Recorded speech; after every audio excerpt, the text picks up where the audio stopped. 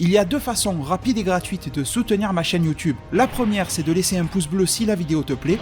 La deuxième, c'est de regarder une publicité gratuitement sur ma page Utip dont le lien est en description. Merci à tous. Salut les devins, c'est Saikyo. Cette vidéo-là va sortir à une heure totalement bizarre, peut-être à 5h du matin, peut-être à 4h, enfin j'en sais rien. Moi, au moment où je la prépare, il est 3h et quelques là du matin. On a de tout nouveaux spoilers qui viennent de sortir sur le site officiel de Dragon Ball, dragonball.news. C'est pas un leaker, c'est pas Ryokutia ou je sais pas qui, c'est le site officiel DB, je vous mets le lien en description, avec une petite preview texte pour le chapitre 52 du manga Dragon Ball Super, plus deux images conséquentes, une qui est la toute première page complète, vraiment totale, du chapitre 52 avec Vegeta sur Yardra, et la deuxième, ce sera pas la page complète, ce sera une case, on ne sait pas à quel moment du chapitre, peut-être au milieu, peut-être à la fin, au début, on ne sait pas, concernant Piccolo, et vous allez voir que tout ça est extrêmement cool. Faites-moi un petit signe les devins en zone commentaire pour me dire dans quel contexte, à quelle heure vous écoutez cette vidéo-là. Peut-être que c'est dans les transports en commun quand vous allez vous réveiller pour aller à l'école, pour aller au travail. Peut-être que ça sera beaucoup plus tard dans la journée. En tout cas, j'ai une petite pensée, une petite dédicace pour vous tous qui m'écoutez. Peut-être même à certains qui n'arrivent pas à dormir tardivement dans la nuit. Enfin bref, je pense à vous tous. Merci à vous tous d'être là sur cette vidéo. Et sans plus tarder, les spoilers, les images, les voici. La première, c'est donc la première page complète du chapitre 52 de DBS. On n'a pas mieux niveau qualité parce que le site officiel de DB l'a mis en petite taille, donc en étirant la résolution ça donne un petit peu moins clair qu'un vrai scan, etc.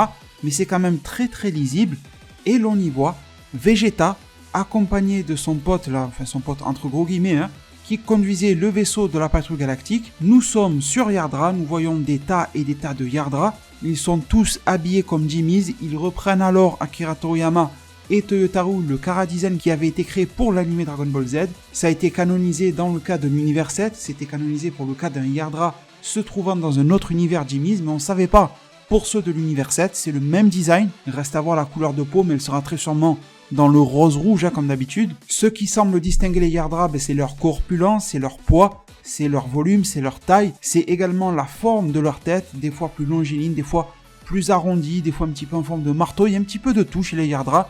Comme chez nous, j'ai envie de dire, on a une structure sur laquelle a atterri le vaisseau qui est quand même très développée. Ça me fait beaucoup penser à ce que pouvaient avoir les Saiyans à l'époque avec les atterrisseurs là et tout ça pour amortir. Dans le film Dragon Ball Super Broly, on les a vus, tout type de vaisseau. Et derrière, ce qui me fait encore plus penser à Freezer, ce sont toutes les constructions. Vous remarquerez par exemple dans le film Dragon Ball Super Broly qu'il y a deux zones sur la planète Vegeta.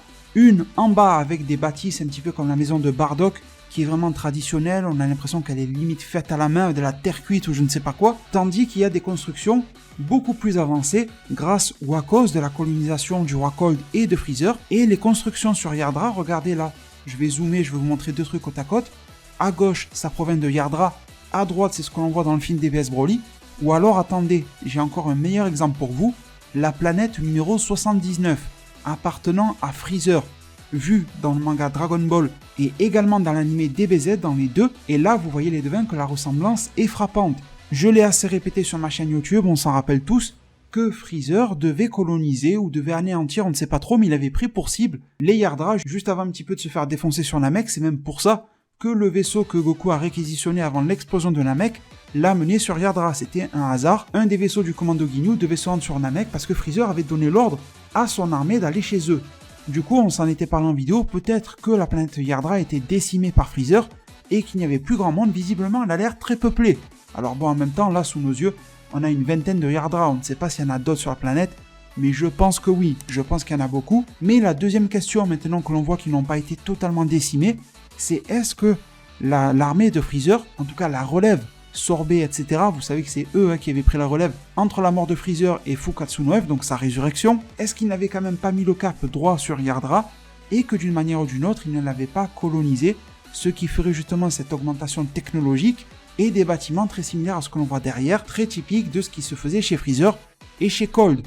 Après, bien évidemment, tout ça n'est qu'une théorie à chaud, 3h du matin, n'oubliez pas, là j'ai la tête qui fume, il y a des spoilers, il y a de la hype et tout, mais ça pourrait être intéressant. L'option bien évidemment terre à terre par rapport à tout cela, c'est que les Yardra se sont développés eux-mêmes, en plus d'être très forts sur les techniques, peut-être qu'ils sont très intelligents, et que leur technologie les a menés là. Mais malgré tout, je trouve très bizarre, ou en tout cas, c'est une drôle de coïncidence que leur choix en termes d'architecture par exemple, ressemble énormément à ceux de l'armée de Freezer. Enfin bref, les devins, vous avez vu la première image, la première page en fait du chapitre, La deuxième chose que nous avons, une case révélée par le site officiel de DB, c'est Piccolo. On voit le clan Macarini qui débarque sur Terre. Comment je sais que c'est sur Terre? C'est parce que c'est écrit sur le site officiel.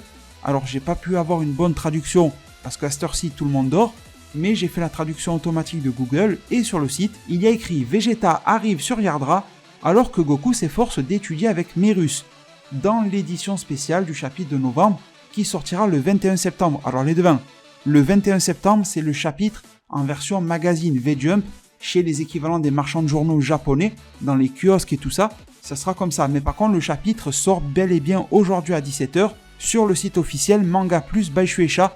Je vous partagerai tous les liens sur ma chaîne YouTube, dans l'onglet communauté, dans la vidéo de review du chapitre 52, sur ma page Twitter et sur ma page Facebook comme je le fais chaque mois.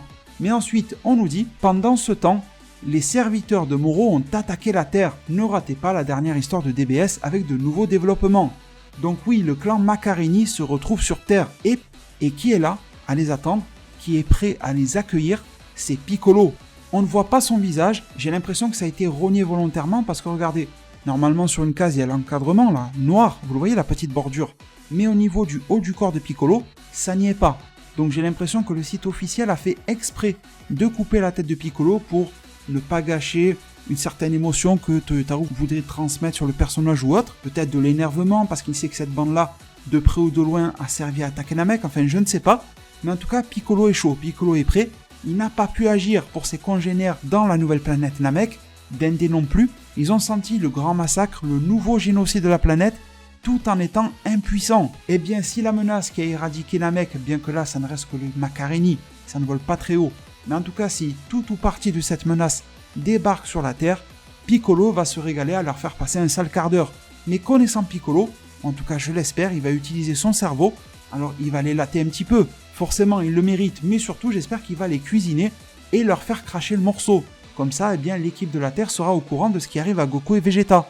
Autre chose que j'espère, vous vous rappelez dans ma vidéo de spoiler là hier ou avant-hier, je vous avais dit que j'espérais que ça serait Piccolo qui accueillerait les Macarini, et je vous avais fait part d'un deuxième espoir, c'est que les Macarini puissent appuyer un bouton ou envoyer un signal quelconque à Moro pour lui dire qu'ils se sont fait capturer et que in extremis Moro le reçoive et qu'il décide de mettre soit le cap sur la Terre, soit d'y envoyer une partie de ses forces.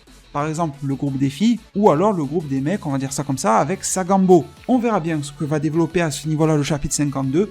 Les devins, vous avez alors tous les spoilers qui sont disponibles. N'hésitez pas à bombarder cette vidéo-là de pouces bleus, vous savez que ça va m'aider énormément. Une vidéo qui sort à cette heure-ci, elle est vouée à l'échec, donc grâce à vous, elle pourra peut-être se développer sur YouTube. Merci infiniment pour tout votre soutien. On se retrouve très rapidement avec ma review du chapitre numéro 52. Aujourd'hui, ça risque d'être un petit peu chaud parce que les reviews, ça me prend toujours du temps. Sûrement demain, dans l'idéal ce soir, mais bon, ça va être chaud, peut-être demain, grand maximum après-demain, mais voilà, ça va se faire sous 24 à 48 heures.